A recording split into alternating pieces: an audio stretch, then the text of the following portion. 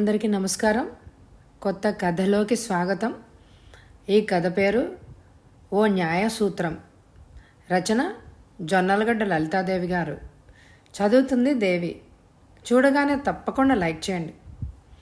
మనం జీవిస్తూ ఇతరులను కూడా జీవించనీయడం సామాన్య న్యాయ సూత్రం అన్నాడు సర్ ఆస్ట్రేంజా. వింటున్నావా? ఎంత గొప్పగా అన్నాడో. చదువుతున్న పుస్తకం ఆపి భార్య మొహంలోకి చూశాడు ఆంజనేయ ప్రసాద్. తలకి కొబ్బరి నూనె రాసుకోబోతూ సీసా అందుకున్న రాగిణి విసుగ్గా చూసింది భర్త వంక.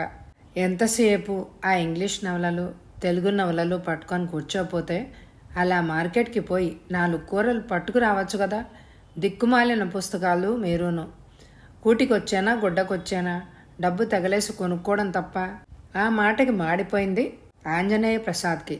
బొత్తిగా సాహిత్యాభిలాష లేని మనిషి అని అనుకున్నాడు కోపం ఆపుకుంటూ. అతడికి పుస్తకాలంటే వల్ల మాలిన ప్రేమ. ఆంగ్ల నవలలో, తెలుగు నవలలో ఎప్పుడూ అతని చేతిలో ఉంటూనే ఉంటుంది. తనలాగే తన భార్య కూడా పుస్తకాలు చదవాలని, ఆంగ్ల నవలలు కాకపోయినా తెలుగు నవలలైనా చదివి తనతో సాహిత్య చర్చ చెయ్యాలని అతడి చిరకాల వాంఛ.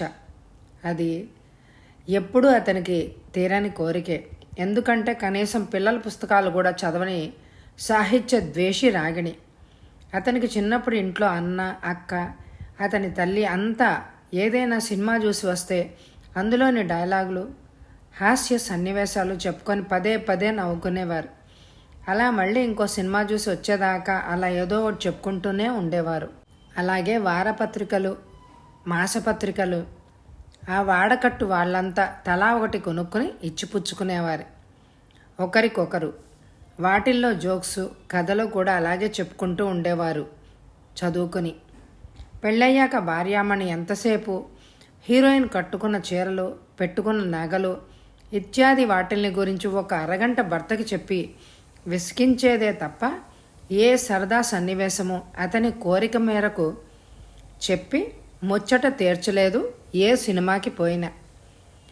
సాయంత్రం పూట అలా పోయి నువ్వే 4 కూరలు తెచ్చుకోవచ్చుగా, కాస్త వాకింగ్ చేసినట్టుగా ఉంటుంది.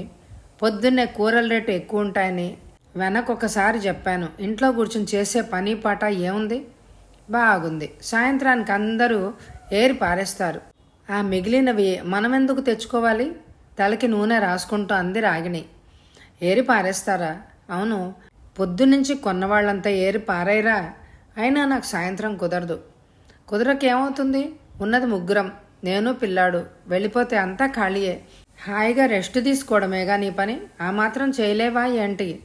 అలా చూడు, ఎందరు ఆడవాళ్ళు ఇంట్లో పనులు, పిల్లల పనులతో పాటు బయటికి పోయి ఉద్యోగాలు చేసుకుంటూ ఇంటా బయట ఎంత కష్టపడుతున్నారో. కాస్త కూరలు తెచ్చుకోవడానికి కూడా బాధపడతావు. వాళ్ళెవరో కష్టపడితే పనివ్వండి, నాకేం కర్మ. అయినా కాస్త ఇంట్లో పెళ్ళానికి సాయం చేస్తే తప్పేంటి? మీ మగతనానికి వచ్చిన నష్టమేమిటి? తీవ్రంగా అడిగింది రాగిణి. అలాంటి తిక్కవాగుడు అవతల పడే. నీకు బద్ధకం ఎక్కువ.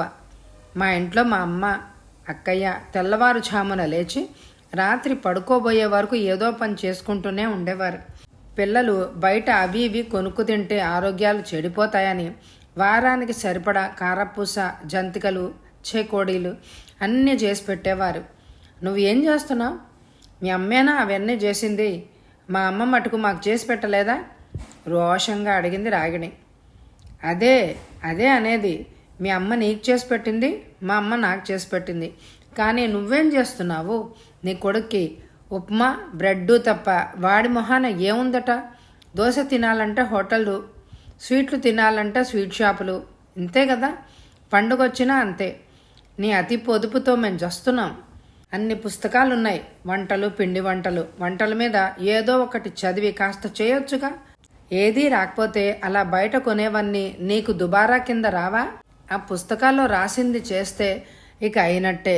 ఎవరూ తినలేరు. వాళ్ళిచ్చే కొలతలు ఎక్కువో తక్కువో తప్ప బాగుండి చావవు. ఎవడు చేస్తాడు? నీతో వాదించే కంటే నేను నోరు మూసుకోవడం చాలా మంచిది. ఎనర్జీ అయినా మిగులుతుంది. చొక్కా వేసుకుని బాస్కెట్ తీసుకుని కూరలకి బయలుదేరాడు ఆంజనేయ ప్రసాద్. దారిలో అతని అన్న ముకుందరావు కనిపించాడు. మనిషి చిన్నవాడే అయినా శతాధిక వృద్ధుడిలా కనిపిస్తాడు. చొక్కా చిరిగింది. చేతి సంచిలో ఏవో 2 కూరలు ఉన్నట్టున్నాయి. అన్నగారిని చూసేసరికి మనసు చివుక్కుమంది ఆంజనేయ ప్రసాద్కి. అతడిది ఏమంత పెద్ద ఉద్యోగం కాదు. ఆ జీతంలో అతను, భార్య, 3 పిల్లలు, తల్లి తినాలి. రాగిణి సంగతి తల్లికి తెలుసు కనుక తిన్నా తినకపోయినా అన్నయ్య దగ్గరే ఉంటుంది. వదిన కూడా సర్దుకుపోయే మనిషి. అందుకే అంతా ఆ జీతంలోనే గుట్టుగా బ్రతుకుతున్నారు. చిత్రం ఏమిటంటే తన అక్కయ్య కూడా ఎప్పుడైనా ఆ ఇంటికే వెళ్తుంది కానీ తన ఇంటికి రాదు. ఏదన్నా ఫంక్షన్ అని పిలిస్తే తప్ప ఎవరూ రారు. అది ఆంజనేయ ప్రసాద్ని బాధించే విషయం. తనకి మంచి ఉద్యోగం, జీతంతో పాటు తినేందుకు ఉన్నది ఒక్కడే కొడుకు. అయినా తను ఏ విధంగానూ తన వారికి ఉపయోగపడడం లేదని అతని బాధ. అన్నయ్య కులాసానా? అమ్మ బాగుందా? వదిన, పిల్లలు అంతా బాగున్నారా అని అడిగాడు ఆప్యాయంగా. ఆ కాస్త పలకరింపుకే పొంగిపోయాడు ముకుందరావు. అంతా బాగానే ఉన్నాన్రా. ఏది అటు పక్కకు అసలు రావడం మానేసావే? మొన్న అక్కయ్య కూడా అడిగింది మీరంతా ఎలా ఉన్నారు అని. ఈ మధ్య ఆఫీస్లో కాస్త పని ఎక్కువగా ఉంది. పైగా నా పుస్తకాల పిచ్చి తెలుసు కదా. పొద్దున పూట వద్దామంటే ఇలా ఏదో పని తగిలిస్తుంది రాగిణి.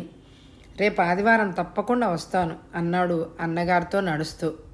అక్క, పిల్లలు అంతా బాగున్నారా అడిగాడు ఆంజనేయ ప్రసాద్. బావగారికి బాగా సుస్థి చేసింది. సరిగా లేవడం లేదు విచారంగా అన్నాడు ముకుందరావు. ఆ మాటకు ఉలిక్కిపడ్డాడు ఆంజనేయ ప్రసాద్. సుస్థి చేసిందని తెలిసి అప్పుడోసారి వెళ్ళొచ్చాను. అయితే ఇంకా తగ్గలేదా? ఆదుర్దాగా అడిగాడు. లేదురా, పాపం పిల్లలతో ఆయనతో అది నానా అవస్థ పడుతోంది అన్నాడు అన్నగారిని తలుచుకుని. రేపు వెళ్ళి చూసొస్తాను. అలాగే, నేను వెళ్ళొస్తానురా అంటూ ముకుందరావు సెలవు తీసుకున్నాడు. ఏవో 4 కూరలు అన్యమనస్కంగానే కొన్నాడు ఆంజనేయ ప్రసాద్. ఈ ఊళ్ళోనే ఉన్న ఎవరింటికి వెళ్ళడానికి తనకి కుదిరి చావడమే లేదు అనుకున్నాడు తనలో తానే చిరాకు పడుతూ. కూరలు తీసుకొని ఇల్లు చేరగానే బుట్ట అందుకుంది రాగిణి. కూరల రేటు ఇంతుందేమిటి? ఎంతో కొంతలే, ముందు వంట కాని విసుగ్గా లోపలికి వెళ్ళిపోయాడు. ఆ రాత్రి భోజనాలు అయ్యాక రాగిణి అమ్మని, అన్నయ్యని, వదిన్ని పండక్కి పిలిచి బట్టలు పెడదామనుకుంటున్నాను అన్నాడు ఆంజనేయ ప్రసాద్. ఎందుకు? శుద్ధ దండగ, గంపెడు సంసారం, చాలని జీతాలు. ఆయన మనకేం పెడతాడు? మీ అక్క మట్టుకు పిల్లాడు పుట్టినరోజుకు పిలిచి ఓ చీర పెడుతూనే ఉన్నాం. ఆవిడ మనకేం పెట్టింది? మొన్న చూడ్డానికి వెళ్తే రెవికెల్ గుడ్డ కూడా పెట్టలేదు. పిల్లలు, రోగిష్టి భర్త. ఆవిడ సంసారంలో ఆవిడ డబ్బు ఆవిడకే చాలదు. మనం ఇలా అందరికీ పిలిచి బట్టలు పెట్టడం శుద్ధ వేస్టా? తోడబుట్టిన దానికి ఏడాదికి ఒక చీర పెట్టడం, కన్నతల్లికి, స్వంత అన్నకి బట్టలు పెట్టడం వేస్టా? నేనెంత సంపాదిస్తున్నాను? వాళ్ళ అత్తీసరి జీతాలతో అవస్థలు పడుతున్నారు. ఓసారి పండక్కి పిలిచి కాస్త భోజనం పెట్టి బట్టలు పెడితే తప్ప మీకు బట్టలు పిచ్చేమిటి? మొన్నటికి మొన్న దారిలో కనపడ్డాడని మీ గురువుగారిని ఇంటికి పిలిచి పంచా కండువా పెట్టి పంపారు. ఇప్పుడు అమ్మ, అన్న, అక్క అంటున్నారు. డబ్బు తగిలేయడం తప్ప మీకేం చేత కాదు. నోరు మూసుకో. భర్త శ్రీరామచంద్రుడిలా ఉండాలని కోరుకునే నీలాంటి వాళ్ళంతా మాతృభక్తికి, పితృభక్తికి, సోదర ప్రేమకి కూడా ఆయనే మార్గదర్శకుడని ఎందుకు అనుకోలేరు? అమ్మని పిలిచి దగ్గర పెట్టుకుంటే బాధ, అన్నకి బట్టలు పెడితే కన్నీళ్లు, తమ్ముడు చదువుకి సాయం చేస్తే మంట. శ్రీరాముడితో పోల్చుకున్నప్పుడు అన్ని విషయాల్లోనూ అలాగే ఉండాలి. తన కొడుకు శ్రీరామచంద్రుడు అవ్వాలని ఏ తల్లిదండ్రులు కోరుకోరేమిటి? మీరు లా పాయింట్లలాగా ఏదో ఒక పనికి మాలిన పాయింట్లు తీయకండి. నాకు మండుతుంది కోపంగా అంది రాగిణి. మండుతుందే? ఎందుకు మండదు? అసలు నీ స్పెషాలిటీ మండిపోవడమేగా. మా ఇంటికి వచ్చిన బంధువులకి భోజనాలు పిండి వంటలతో పెట్టేది మా అమ్మ. వెళ్ళేటప్పుడు ఏ చీరో రెవికల్ గుడ్డో పెట్టకుండా ఆడవాళ్ళని, పంచా కండువా పెట్టకుండా మగవాళ్ళని పంపలేదు మా నాన్న, మా అమ్మ. ఆవిడలా తగిలేసింది కనుకే మనకి ఆస్తులు లేకుండా పోయాయి. మీ అమ్మ సంగతి ఎవడికి తెలీదు? ఇంటికి వచ్చిన వాళ్ళకి విందులు, బట్టలు, సంవత్సరానికి ఒకసారి ఆవిడ తీర్థయాత్రలు అంటూ అలా డబ్బంతా నాశనం చేశారు. మొహం గంటు పెట్టుకుంది రాగిణి. బాగుంది, మా అందరికీ చదువులు చెప్పించలేదా? ఆస్తి లేకపోతేనే అంతా సంపాదించుకోవడం లేదా? మనం సుఖపడ్డం లేదా? చదివించడం కన్నాక వాళ్ళ బాధ్యత. దానికి మీరంతా జాలి పడక్కర్లేదు. ఎదుటి వాళ్ళు మనకేదైనా చేస్తే అది వాళ్ళ బాధ్యత. అదే మనం చేయాల్సి వస్తే లాభ నష్టాల లెక్కలు.